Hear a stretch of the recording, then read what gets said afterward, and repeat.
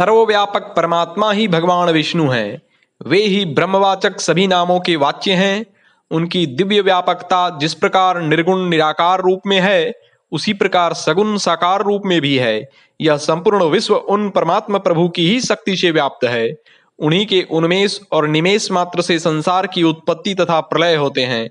वे निर्गुण भी हैं और सगुण भी, तथा निर्गुण सगुण दोनों से विलक्षण भी हैं। वे चराचर जगत के सृजक, पालक, पोषक, संहारक, षडैश्वर्य संपन्न तथा सर्वसमर्थ हैं।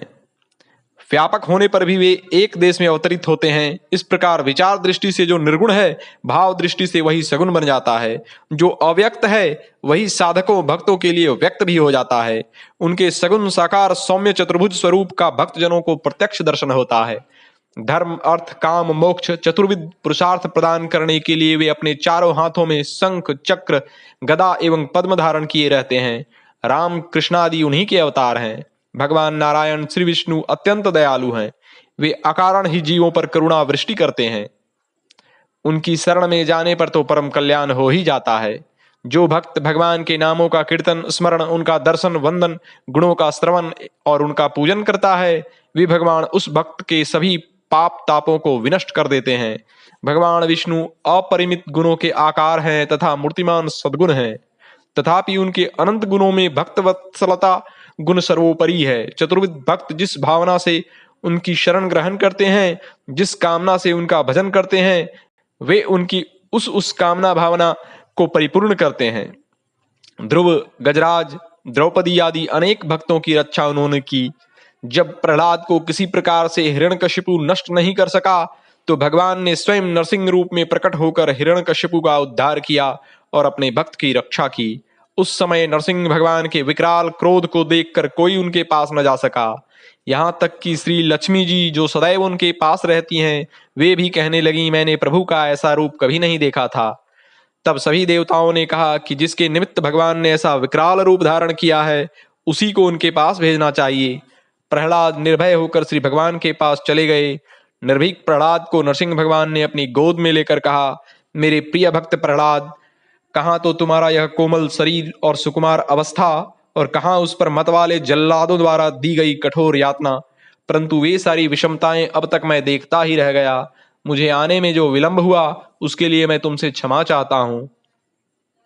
भक्त वत्सल भगवान को भक्तों का कल्याण करने में यदि विलंब हो जाए, तो भगवान उसे अपनी भूल मानते हैं और उसके लिए उससे क्षमा याचना करते हैं। धन्य है प्रभु की भक्त वत्सलता। प्रहलाद भी तो भक्तों के आदर्श ही ठहरे। भगवान बार बार कुछ मांगो कहते जा रहे हैं, किंतु वह तो दर्शन मात्र से ही कृतार्थ हो चुका था। फिर भी उसने मांगा अवश्य, परंतु क्या मांगा?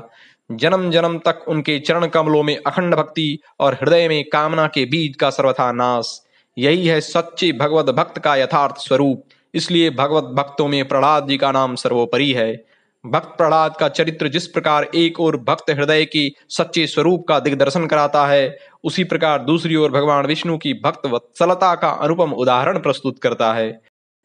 उनके मत्स्य, कुर्म, वराह, वामन, श्री राम, कृष्णादि अवतारों में अनेकों आख्यान आए हैं, जिनसे स्पष्ट होता है कि भगवान जीवों के कल्याण के लिए ही अनेक रूप धारण करते हैं। वेदों में अनेक प्रकार से इन्हीं भगवान विष्णु की अनंत महिमा का गान किया गया है। हे विष्णुदेव, कोई ऐसा प्राणी न तो उत्पन्न हुआ है और न होने वाला है जिसने आपकी महिमा का अंत पाया हो। वैदिक पुरुष सूक्त में जिस परमात्म तत्व का निरूपण किया गया है, वह विष्णु तत्व ही है। श्रुतिसार, सर्वस्व, भक्तवांछा, कल्पद्रुम भगवान श्रीहरि की महिमा का सभी शास्त्रों में गान हुआ है। इसलिए भगवान नारायण ही परम ध्येय हैं, परम उपास्य हैं, और यही समस्त शास्त्रों का सार तत्व भी हैं। जो शंख, चक्र, गदा, पद्मधारी तथा किरीट और कुंडलों से विभूषित, पीतांबर से सुशोभित, सुंदर कमलों के समान नेत्रों वाले, वनमाला तथा कौस्तुभ मणि को धारण करने वाले, श्री एवं भूदेवियों के साथ नित्य रहने वाले शेष साई नारायण का ध्यान करता है, वह मुक्त हो जाता है। ओम।